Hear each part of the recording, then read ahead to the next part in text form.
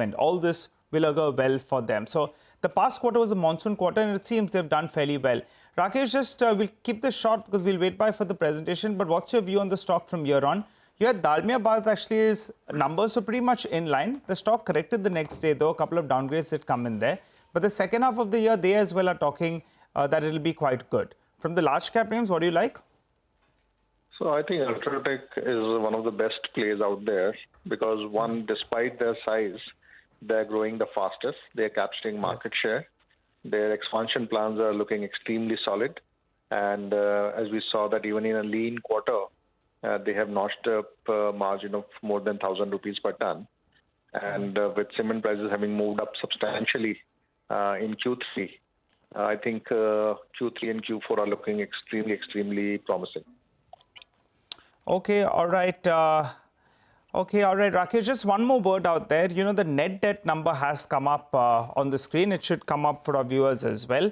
The last reported number was around 2,700 crores as of March. Now, this number has come in at around 4,917 crores because they have been spending on, capex. So the updated debt number should flash for our viewers as well, 4,917. Rakesh, final word then. What kind of an improvement you're factoring in for the second half of the year? Input costs are likely to be lower, volumes will pick up, and price increases as well have been absorbed, particularly in South and East India. Your take? Yeah, so see, in the current quarter, the capacity utilization was around 76% for the company. In Q3 and Q4, I'm expecting that they will be doing upwards of 90 to 95% range. So volume growth would be substantial. And as we discussed that given that cement prices have gone up, margins are also going to look up. So meaning this is looking like a blue sky scenario for the second half. Okay, all right, Rakesh. Thanks so much for joining in and giving us all of those details. So that's Ultratech Cement. Those numbers look pretty much in line. The street was fearing that maybe there'll be some kind of disappointment coming in from somewhere, but that's not the case. The operational performance is bang in line. The debt number has moved up marginally, but that's par for the course because they're expanding capacity by close to around 20 million tons odd. And the commentary is very positive. I think these numbers go down well with the street. Explains why the stock is up close to around 1% or thereabouts. No big disappointment, and that's something the street likes. I think we'll slip into a short break. You come back, and we'll go straight to closing bell to wrap up today's trading action. We get into the last 60 minutes of trade.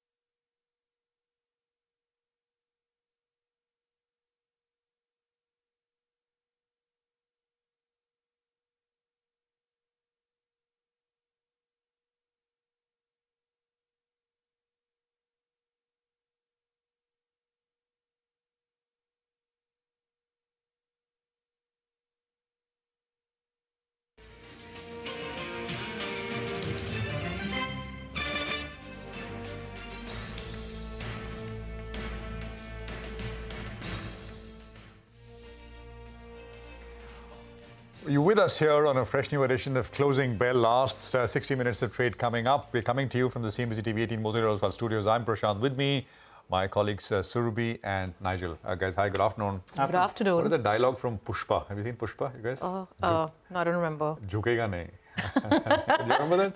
I don't know, Nigel. You're the movie buff. No, I'm into cricket nowadays, right? He's wondering, what are you talking? Which era? What? Pushpa? Who Pushpa? No, Surabhi, Pushpa. that is, come on. No, but today I'm in the cricketing mode. I told Prashant this morning. It's like, today the Nifty was like a team that is batting second. You have to score 350 to 400 runs to win in a 50-over game. And it's not impossible.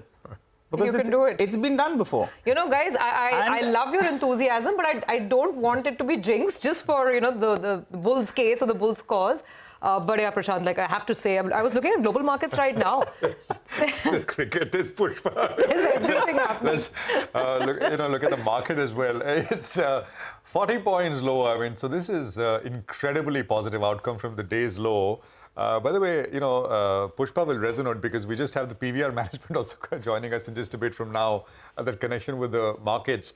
The reason I'm saying it's incredible because look at Asia, it's all down. Look at Europe, it's down. US futures are lower. You've got the 10-year and in Asian trade, the US Treasury 10-year, which is basically knocking at almost 5. It did hit about 4.98 or so, almost 5%. I think it's given up some of those gains.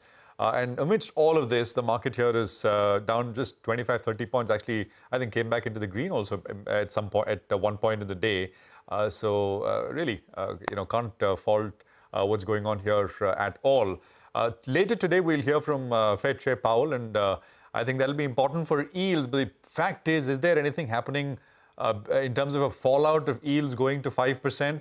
Well, look at the screen today, and at least right now the answer is no. So we'll see how things go. Surabhi. Okay, absolutely, we will. Let's see if the Bulls can hold that flag flying high for India in the last 1 hour. More on the markets in just a bit, but as Prashant mentioned, we've got some, I can say it's a blockbuster from PVR. I can safely say that because the numbers have been so strong for the quarter gone by. Let's actually run you through and then we'll get the conversation going with the management as well. There's been a big beat on the EBITDA front, on margins as well. Average ticket prices and spends per head, all of them have been above street estimates. Occupancy levels have picked up on a quarter-on-quarter basis. So let's talk about the trends and the sustainability of all this momentum.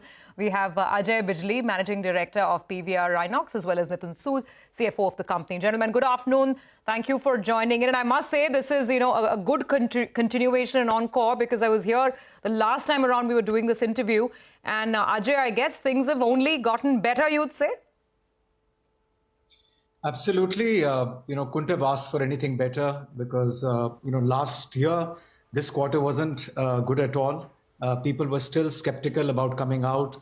Movies, I would still say, were not so bad, but yet I think there was still some circumspection from a certain segment of the customers to come out and entertain themselves on the big screen. All that is over now. And now people have come out. We've had blockbusters doing well, and we've also had mid-sized movies doing well. Hindi especially, and also regional and also Hollywood, Oppenheimer, Barbie, Mission Impossible. Then in Hindi, we had Gadar 2. We had, of course, Jawan, the biggest movie, smaller movies like Rocky Rani, even Dream Girl, Fukre. So all sorts of movies, the way they used to work pre-COVID, have worked now as well. So it's very heartening to see that. Yes, and it's been in the making for a while now. But, Ajay and Nitin, want to get your sense. We'll talk about the movie, slate and the slate of releases in a bit. But my question is more on the durability of some of the metrics we've seen improving. For instance, average ticket prices have now moved to 276. They were closer to 239, 240 in the last quarter. Spends per head are inching higher and higher. 136 thereabouts. My question, Ajay, is that when you observe customer behavior, do you get a sense that the customer, irrespective of the movie release late, and that's the big, obviously, the big variant there, but is the customer willing to pay more, is willing to go more premium? Absolutely. I mean, that's why our portfolio isn't one size fits all portfolio. I mean, India is a very heterogeneous, very disparate market. So we have to come out with for a solution for every price point. And that's why the movie Passport that we've also launched just now doesn't address everybody, but it's addressing that Monday to Thursday customer who is price sensitive, but who's got plenty of time at his hand. So I see that all sorts of customers are there and all sorts of offerings we've got to cater to the needs of the Indian moviegoer who still wants to go out and entertain himself on the big screen. So it's pretty sustainable to get people coming. And I've always said that India is a very volume-driven business, volume-driven market. We have so many films in different languages which keep coming. So something or the other always clicks, and it gets us above that threshold of occupancies and business matrix, which makes our business click. Ajay, Nitin, good afternoon. Prashant here. I mean, in those results, you can also count 6 tickets of Oppenheimer from my stable, my You watched the movie thrice, no? Prashant, 3 times, no? Thank you very much. I watched it thrice, and I took my daughter and watched my wife. So, yeah, That's a long movie you saw thrice. That's brilliant. So, Ajay, would you say that, that a few months back, I mean, actually a quarter, 2 quarters back, we were having this debate whether it is, when things were not going all that well, whether people are now moved to OTT, is a structural kind of a shift away, or is it the movies which need to get better? I think that debate, perhaps with this quarter, in a way, is settled, right? If the movies are good, people want to watch it on the big screen. Yeah. There's no doubt about it. That demand intrinsically is there. You would agree? Absolutely, absolutely. I think last quarter, lots of things were happening. OTT, the volume of OTT viewership was very high. Also, as I said earlier just now, that there was still skepticism of certain segments of people who are not still coming out. So there were a lot of factors at play which depressed our occupancies. All that is over now. Water has again found its level. People are coming out. Of course, even pre-COVID, they would only come out if the movie was good and it connects with them. People are going out. OTT is still coexisting. People are, sitting at home and watching a TV show as well. They're going out as well. So consumers are not robotic. They're doing what they feel like doing. They've got so many avenues there to entertain themselves. But yes, I think the Bollywood industry, which was really getting beaten up a lot last quarter, has really got its act together as well. And they're making movies for the big screen. And which is very heartening to see that, as I said earlier, even small movies, Oh My God 2, and Dream Girl 2, and even this one, Fukre, Rocky Rani was not like a rural Bharat movie. It was an India urban movie. That's also done very well. So I think the content guys are getting their act together. The consumers are going out. So I think, and they're sitting at home as well and watching. So I think it's the coexistence of various formats, various behaviors, which was prevailing last time and which has come around again. So it's very heartening to see that. All right. Good afternoon, gentlemen. Nigel on this side. Just to put it simply, I think during the COVID phase, you all were in survive mode. Then it was revive mode. And now you all are in thrive mode because, those numbers are looking very, very good. And maybe the second half of this fiscal as well has good times for you all. So let's get a couple of numbers going, though. There were some synergy benefits that you all have been talking about in the past post that merger. How much of that has been realized? How much of that is pending? So you could give me a number on that. And the second part is the net debt number as well has come down by close to around 300 crores, year to date. That's in this fiscal. Where is that number headed? So I'll request Nitin to answer that question. Nitin, would you like to talk about the synergies? Yeah, Nitin, please go for it. Yeah, so if we had given markets a guidance that, ultimately once the integration plays out, we will be able to achieve a merger synergy of approximately 225 crores. And we believe that, 18 months is a fair time frame for us to get there. In the first half of this year, we are in the early stages of the integration process. But I think 125 to 140 crores of merger synergies is already played out. We are reasonably confident, a large portion of the synergies that we were estimating will accrue in the, first 12 months of the merger. So that's progressing very well. I think the second big thing which has happened for us is because the quarter was very strong with healthy cash flows. Our focus is to also, turn free cash flow positive this year. First 6 months have been free cash flow positive after our capex spends. And we've used all the surplus cash to reduce leverage. Net debt is down to 1,100 crores versus 1,430 crores at the end of last year. And third important thing, which, I would also like to highlight, there was a lot of talk about, how the margins would expand on the business. Our average occupancy in this quarter was about 32%, which is similar to what we did in 1920 PVR Inox combined in a pre-COVID era. And our margins this quarter are roughly about 22% versus 18% that we had in 1920. So there is a significant margin expansion also, which is playing out. Okay, all right, Nitin, give us a couple of more numbers, right? Occupancy, I think you said 30% odd for the quarter gone by. Where do you see that number headed? Where do you see that number headed? And debt numbers come down to 1,300 crores. Do you see further debt reduction? Yeah, so net debt number is about 1,100 crores at the end of this quarter versus 1,430 crores, which was as on 31st of March. Yes. Our average occupancy during this quarter was 32%. I think that number will continue to vary, quarter on quarter, depending upon content. But I think we ultimately think we should get closer to pre-COVID level occupancies of 29-30%, as some of the content supply stabilizes. We should definitely get there. Nitin, hi, good afternoon, Surabhi here. Just tipping in with one question on this monthly pass scheme. I think this has generated a fair amount of buzz already. If you could give us some sense, ballpark, I mean, what is the kind of revenue accretion that you're expecting from this scheme? And also, there's a bit of a worry as well that could it start diluting margins because, it's a good scheme, you get maybe cheaper tickets. So will it start impacting, average ticket prices on a quarterly basis and margins on a quarterly basis? Yeah, first of all, I think there will be a lot of such offers that will come out now that we have a large footprint available. The whole concerns around margin dilution, are unfounded because the prime idea of this to increase customer visitation behavior. And as more and more people come, there is likely to be an impact on higher admissions. And we run a very high operating leverage business.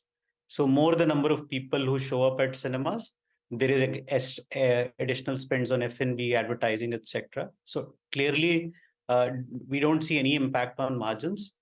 Same is the case with some of the new stuff that we did in F&B, where we've launched 99 rupee products and unlimited refill on products on the weekends, on popcorn and Pepsi on the weekends, where we've seen a consumption uptake. People have upgraded, people are consuming more, and people are finding more value in those product offerings that we are giving.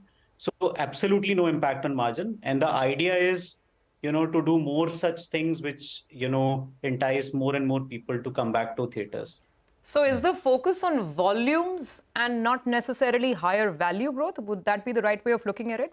Because you spoke about F&B spends, these 99 rupee offers. Prashant, I didn't know that. I think I should head to the theaters as well.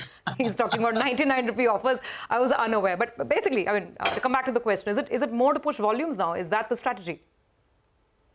Both. Can I say that both actually? So we need volume and value. And as I said earlier, it's a very disparate market. There is a price-sensitive customer there who also needs to be addressed. And there is a customer who's got discretionary time but doesn't have any problem with discretionary income. He also has to be attracted. So I think we're focusing on both, which is the reason why, as Nitin said, even after having this 99 rupee offer, our ATP, our SPH has gone up by 15%. So it hasn't really put any dent on our F&B spends. So very careful we are in terms of how we are working out these schemes. Okay. Nitin, and how many of these 20,000 subscriptions are already gone? Would you have the number? I don't have the number offhand, but there has been a very good uptake, a lot of demand for this. Okay. And you can expand it substantially. I mean, if this takes off. Absolutely, that's the idea. Okay. And Ajay, there is no risk that the guys who come over the weekend who don't mind paying, they in their minds won't get anchored lower because I mean you can watch 10 movies for 700. Why should I pay 700 very for high one price ticket for one? weekend. You don't think that's the risk, or is that something that's crossed your mind? No, we've studied all the cohorts, and the cohorts are people who go on the weekends. We've got so many combination of cohorts. The data bank that we've got from the consumption pattern that we've got from our database. And we're finding people who come on weekends, they'll stick to weekends only. But there was a customer on a Monday to Thursday who had plenty of time, but he wasn't coming because he was price sensitive. So we're just attracting that. I don't think any cannibalization or any shift will happen. All right, guys, good luck, and we will speak again soon. Thank you so much for joining us, Ajay and Nitin. Appreciate your time here on CNBC TV18 as always. Good luck, and Thanks. more Thank you. more movies, and it's quite incredible the way things have bounced back for PVR in the quarter which has gone by. All right, how should you position yourself back to the markets in the last hour? Mitesh is with us with exactly that to answer that question. Mitesh, hi. Good afternoon. Coming to you a little late, but it's been quite a bounce. The question is, would you, in the morning, there was about that 80-odd point bounce. It did not come up to this level, but you were saying that I would sit out. Would that still be the case, or have you shifted? Go on. Good afternoon, Prashant. So we were not of the opinion of sitting out. Actually, we bought some put options on the Bank Nifty because between the two indices, it is the Bank Nifty which, to my understanding, is the underperforming index. And while I think, the Bank Nifty has managed to bounce back from the day's low, I think it's also come off from the day's high. So I think my sense is that I think, once we see 43,400 to about 43,200 range being tested, and then if violated, then I think we'll go aggressively short on the futures side. Till then, I think trading options may not be a bad idea. I think on the upside, 44,200, 44,175, that 25-30 point zone on the Bank Nifty will be a very strong supply zone. So till that is cleared, we'll hold on to put option positions. And if we see further decline happening, which is, I would say, a higher probability event, and the Bank Nifty starts getting below its 200 average, then I think aggressive shorting in the futures will be considered on the stocks, on the Bank Nifty. On the Nifty, we haven't done anything, so waiting and keeping a wait and watch kind of an approach over there. But again, shorting the Bank Nifty, the idea was that it is one of the, it is between the two, it is the underperforming index. Okay, all right, Mitesh. Thanks very much, and we'll come back to you for more in a bit. We'll take a quick commercial break as well. Gurmeet Chadda will be with us when we come back. He's, of course, with Complete Circle. And Vinay Pahadia of PGIM India Mutual Fund also joins in just a bit from now. Stay with us.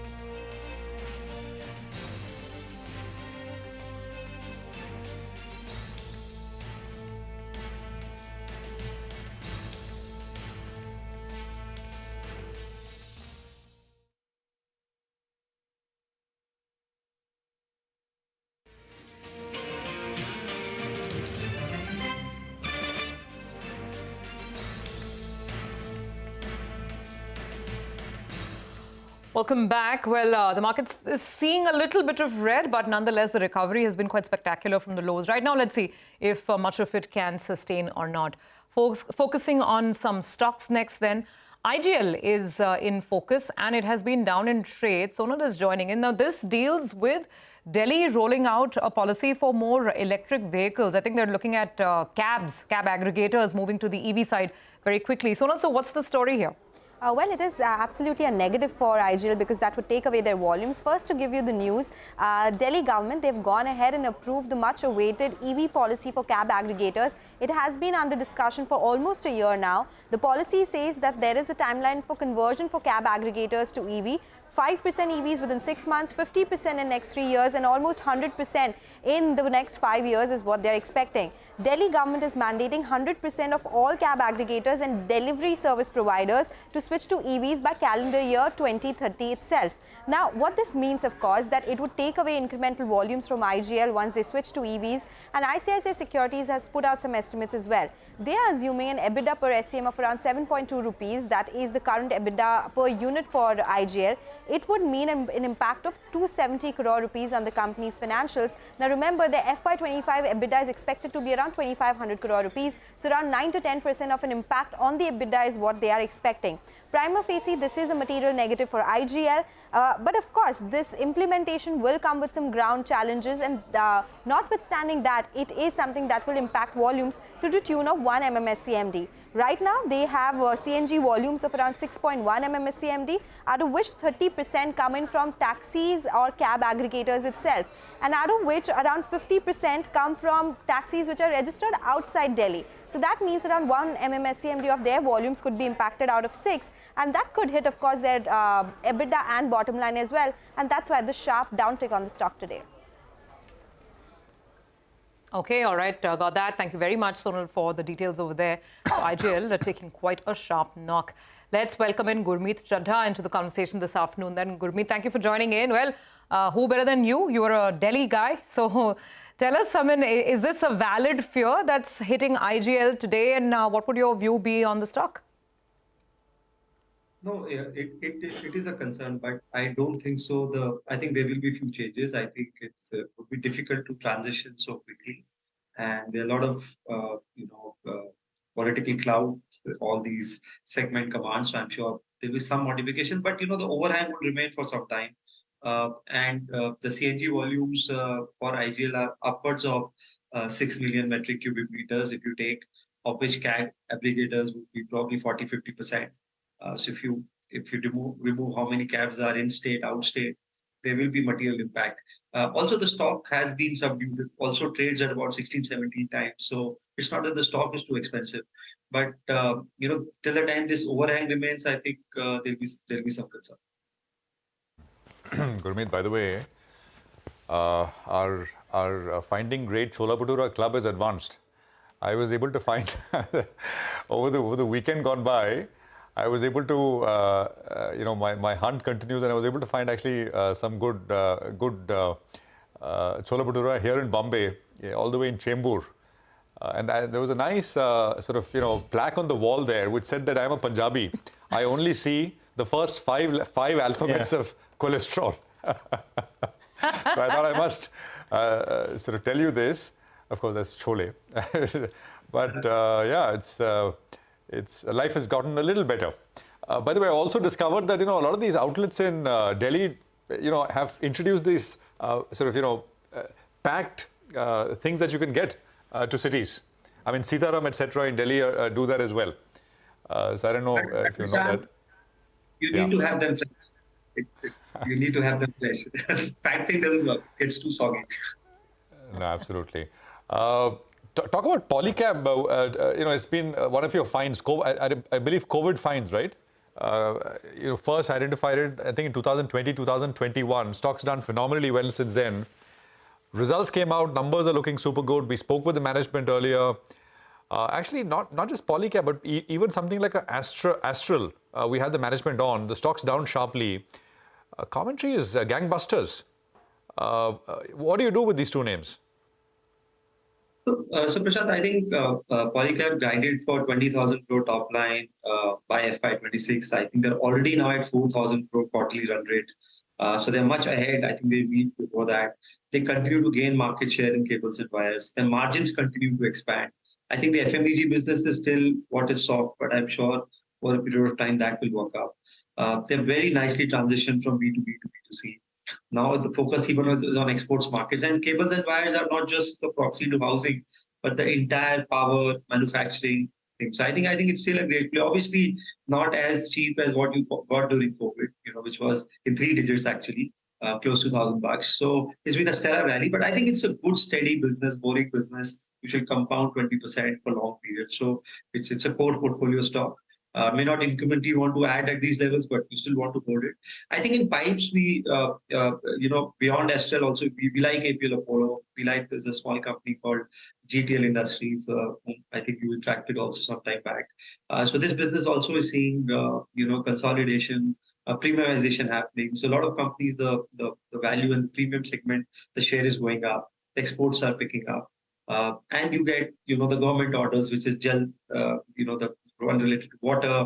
So it's a play on infra, again, housing, irrigation, the water infrastructure, etc. So I think we like this. We also like the other home improvement names like Kajaria and Serra. I think that in general, the housing demand is strong, and also the home renovation demand continues to be very, very strong. Okay, got that. Very quickly, before we let you go today, Gurmeet, we were just speaking to the management of PVR Inox. I don't know if you could listen to the conversation. Numbers look great. They're trying a lot of new things, including wooing customers at the medium or the entry-level segment as well. What do you think? The stock's up about 22% in the last 6 months. Is it good for more? Yeah, I think, it's a strong consumption play. I've always maintained that OTT and, cinema will coexist. It's not one against the other. At $1,200, some time back, you were getting it at probably 5 crores per screen. There are more than 2,000 screens. So obviously, you will see more conversion from single screen to multiplexes. PVR is a very dominant player. We continue to gain market share. What I liked this time was that even, so not only the ATP went up, which is $275, the spending per head also picked up. I think that's very important if you want to see more margins. And, it's been a tough 2-3 years for them starting from COVID. So I think things are coming back. All movie genres are doing well, regional, Bollywood, as well as, Hollywood as well. And I think people want to, move out more. I think and we also like the other names. So I think the hotels will do very well. Lemon Tree, for example, has just got Aurika, which is almost 670 rooms. Also in the hotel space, structurally, the business model is changing. It is more now, management contracts, more asset light. It improves margins, it, blocks less of capital, which again improves the cash flow profile. So we like that space. And also the QSR. I think we like Westlife. It might be a slightly soft quarter because of the long Shravan and slightly high food inflation. But that's another space you will see, festive season, long marriage season, World Cup. And in general, I think the average cooking time in India is down from 16 hours to now less than 12 hours a week. Well, it's those are structural underlying long-term drivers, right? Which all add up slowly but surely. Thank you very much, Gurmeet. Appreciate you joining in, and good speaking with you here. Vinay Paharia is Chief Investment Officer at PGIM India, a mutual fund. Vinay, good to have you with us here. Thank you very much for your time. So, just weigh in on the result season so far, and a couple of specific stocks, if you will. I was just discussing names like Astral with our earlier guest, Gurmeet. Do you own any of the building material type companies in your portfolio, and what's the view? Yeah, hi, good afternoon, Prashant. Thank you for having me on the show. So, yeah, we do own quite a lot of building material owners. In fact, we are significantly overweight consumer discretionary as a sector in our funds. So we are very positive on this overall segment of the market. Particularly, we see a theme where consumers are upgrading. They are buying more of premium products. And this is more margin accretive for companies and top line accretive. So yes, in short, we are fairly bullish on this segment of the market as well. Which categories, Vinay? So we are positive on consumer discretionary as an overall theme, and within consumer discretionary, as you mentioned, building materials or a QSR, retail credit, anything which is to do with consumers trading up, buying more premium products, buying more discretionary products. These are companies which we own, especially the ones which also have fairly high returns on equity. So these are the type of companies which we own in our funds. Okay, got that. So liking the consumer discretionary space. Vinay, hi, good afternoon. And I was looking at some of your fund portfolios, specifically the Flexi Cap fund, even the large cap fund for that matter. There's a fair amount of representation of large financials in many of those funds. So what's your sense from here on? I mean, is that a position that you're comfortable holding? And if you were to put more money to work in BFSI, what spaces would you look at? Yeah, hi, good afternoon, Survi. So we are very positive on the overall financial space, and within financial space, we are positive NBFCs. We are positive most of the private sector banks, largely because of the fact that these are companies or segments of the market which have produced pretty high returns on equity in the past. They have capital efficient business, and they are present in a segment of the market which is growing fast, specifically the retail side of credit. So as you would notice, most of the retail credit markets are booming, and private sector banks or NBFCs are big beneficiaries of this trend. And we are participating in most of these opportunities. No interest in PSU banks? And that's where there's been a absolutely crazy rally, if I could say. Yeah, so I think PSU banks in particular, and most of the other companies which possess low returns on equity and low earnings growth, they have been delivering extremely strong returns in the last 3 years, especially since March 2020. I think that is a surprising trend which we have noticed in the last 3 years. Maybe that's due to increase in interest rates, which has been quite substantial, which has triggered most of these cyclical companies doing well. But I think over a longer period of time, most of these weaker ROE companies have delivered weaker returns or have underperformed the overall universe. And hence, we think that this phase is temporary, wherein we are seeing outperformance by most of these weaker companies. And over a period of time, markets will normalize and will start rewarding good quality companies. You know, you I think own ICICI and HDFC Bank, at least what I can see. Maybe they are the top holdings, and you own other banks as well. Do you? Let me begin by asking you. I mean, the IndusInd, the Axis, are even lower down, Vinay. Yeah, I think Prashant, if your question is which are the types of banks, I think most of the large private sector banks possess these qualities of having higher than average returns on equity. And these are banks which are participating in high growth segments of the market. So yes, we are pretty well spread out across the length and breadth of financials, specifically the banking space and the non-bank finance company space. So I think that's where we are invested in our financials basket.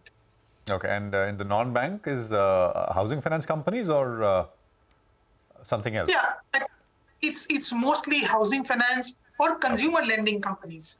I think companies, if you notice in the last 3 to 4 years, most of the other segments of retail credit markets have started doing very well, like personal loans, loans against properties, etc. So I think overall retail credit as a theme is doing well, and most of these NBFCs and private sector banks are participating in them wholeheartedly. Okay, all right, we'll leave it there. Vinay, we'll appreciate you joining in, and great chat as always. Appreciate your time here on CNBC-TV18. Well, the market's down 26 points or so, 19,645. We'll take a quick commercial break here. We'll come back in just a bit. There's more lined up on the other side.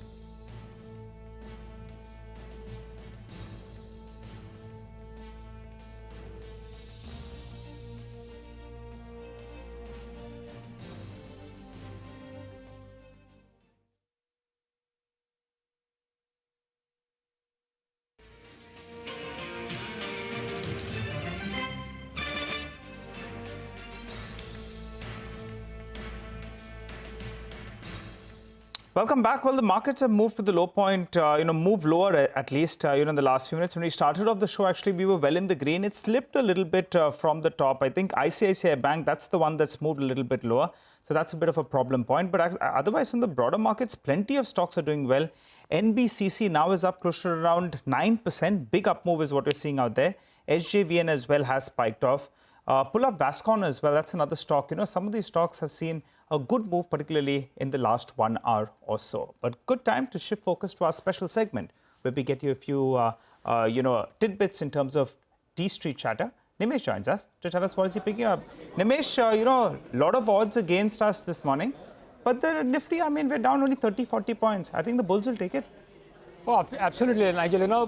That's the whole point, right? Despite weak global cues, geopolitical risk, the fact that all the Asian markets are weak, we are actually outperforming the broader Asian peers as well. But again, to me it looks like it's more of a technical pullback and not much supported by the larger FI institutions. So that's overall feedback. The flows are muted as well as mixed with a negative buy. So it's not like there is a buying support which is helping the markets to recover in today's trade. I guess technically, I spoke yesterday as well.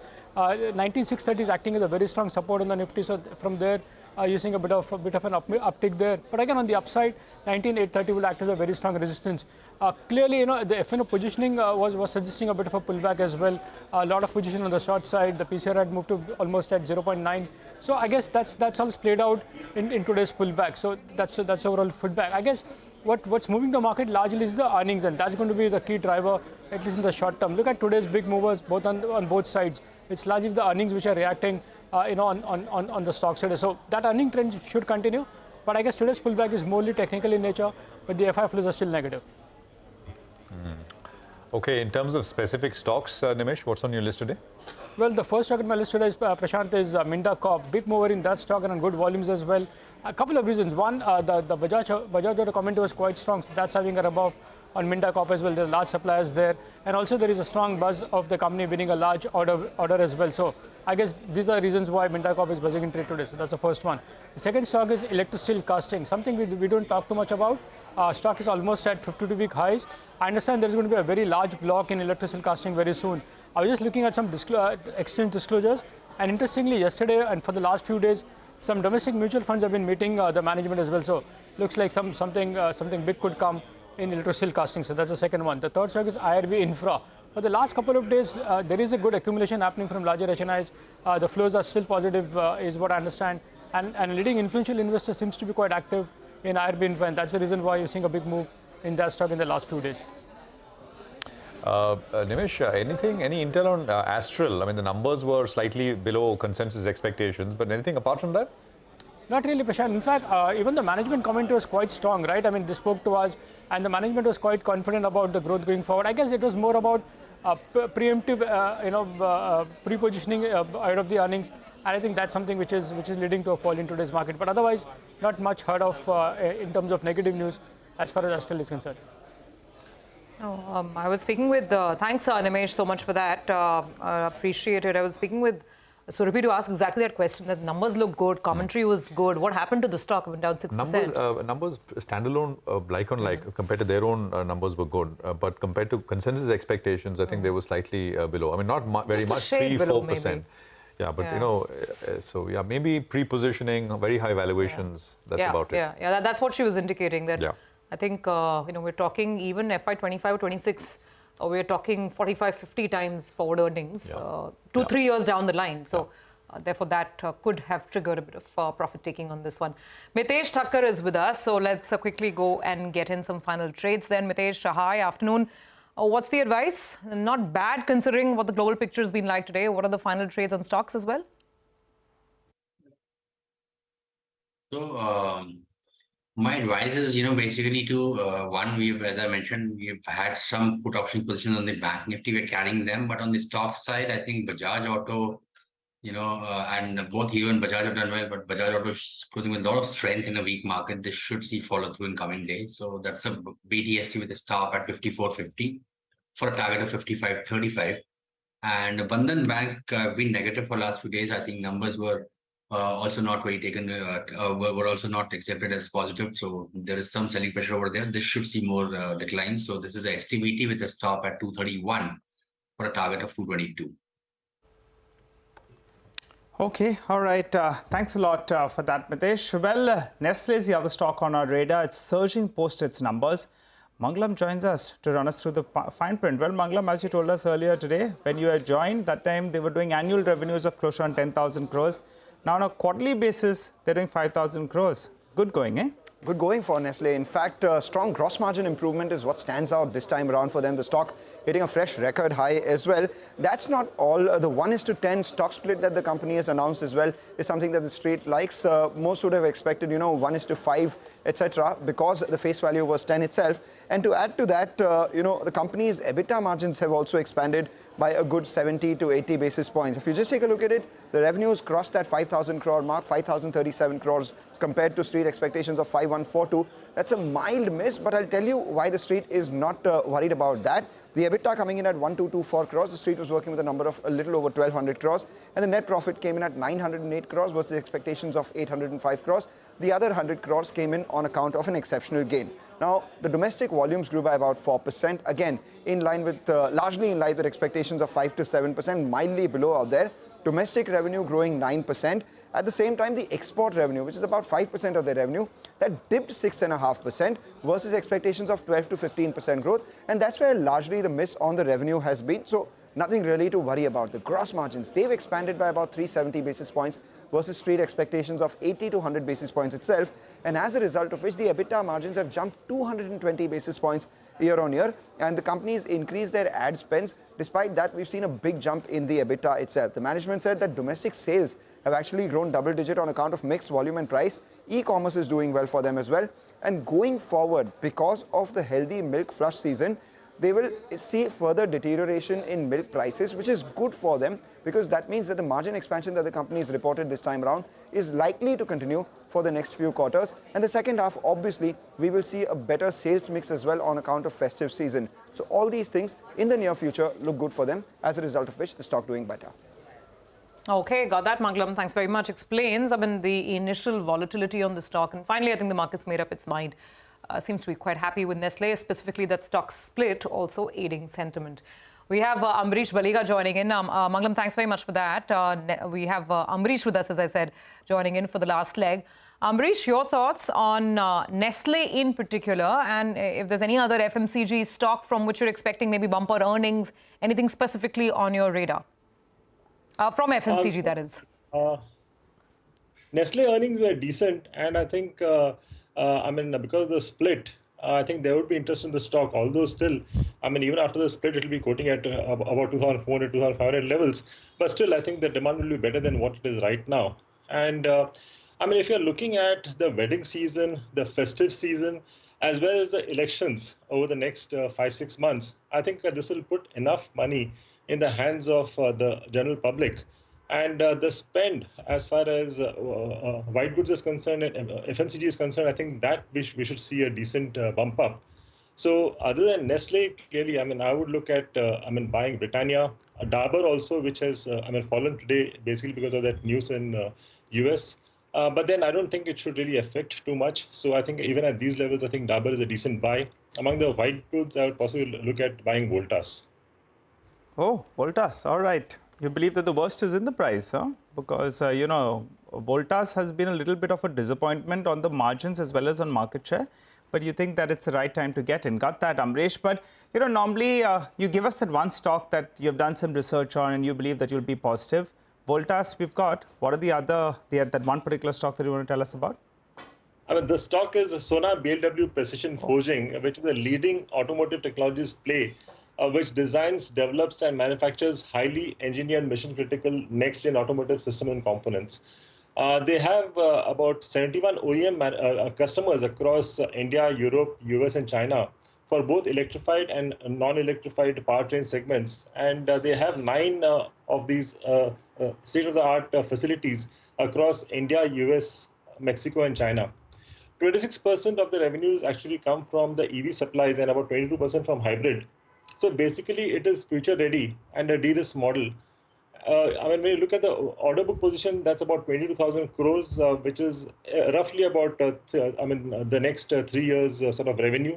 And most of it is EV-related. About 17,000 crores is EV-related, which is about 78% of the order book.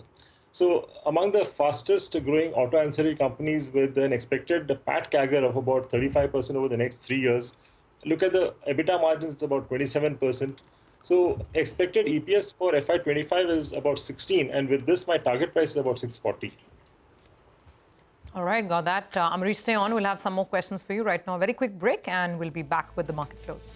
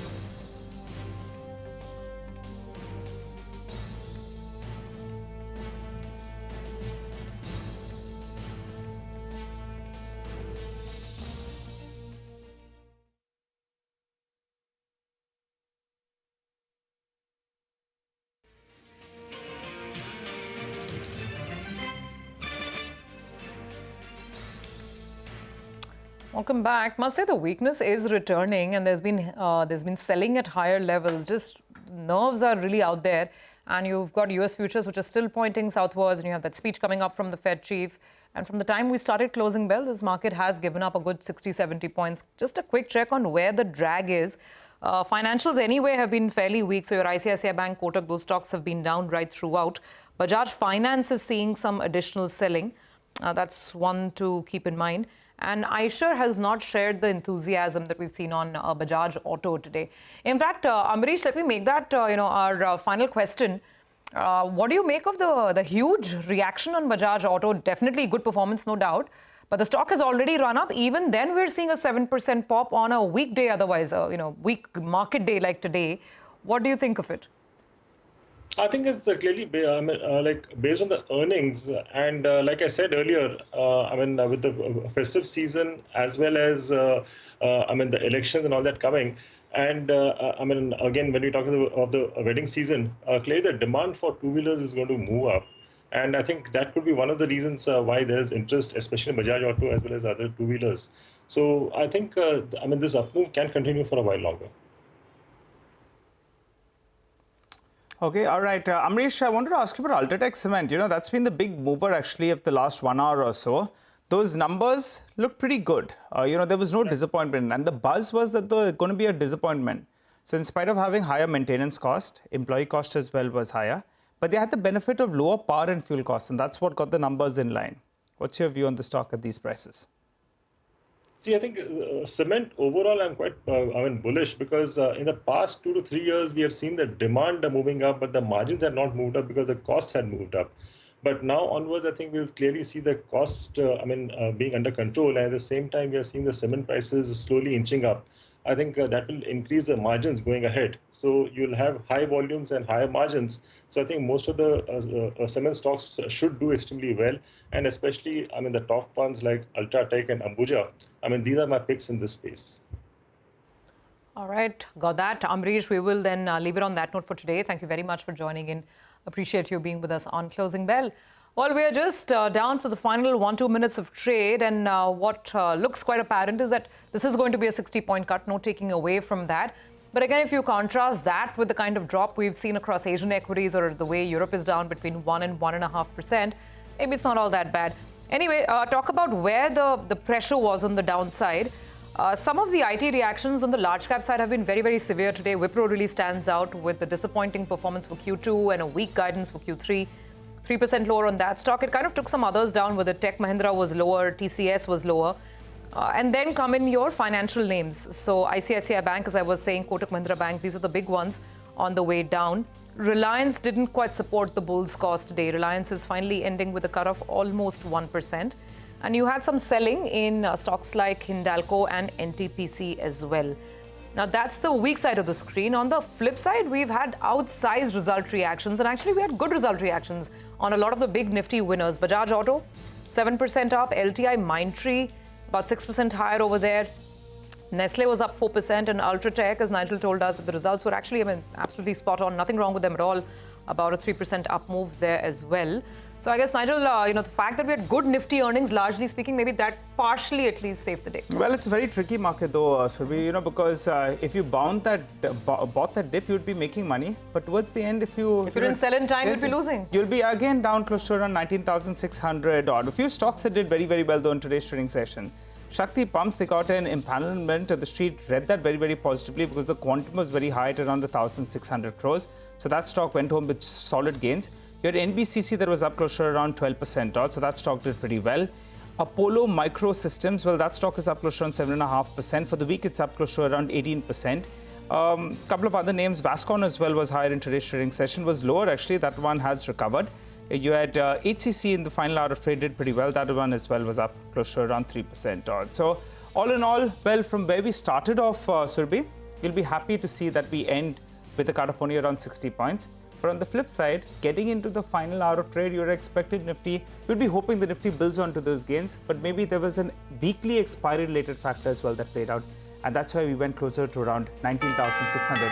The bulls would have hoped for 19,700. The bears were hoping for around 19,500. So we are bang middle of that range. Absolutely. And I think a lot will depend on what commentary we get. If there are any remarks on these high interest rates when the Fed chair speaks tonight, because that US 10-year bond deal, before we sign out, let's pull that up.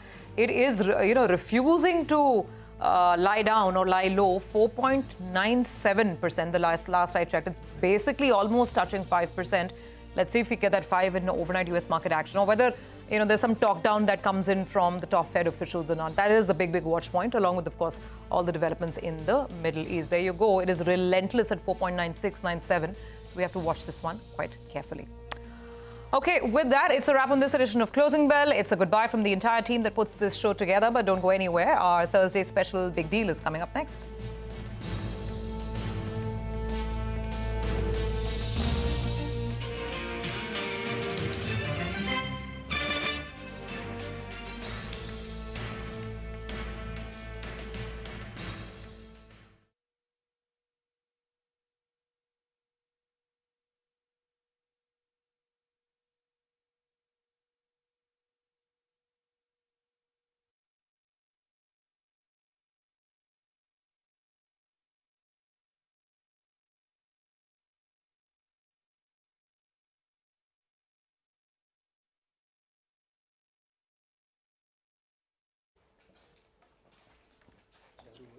Aritu, you have to say na, then 3, 2, 1, go. How I'll know otherwise? Chalo, chalo. Can I start? This weird man, what is he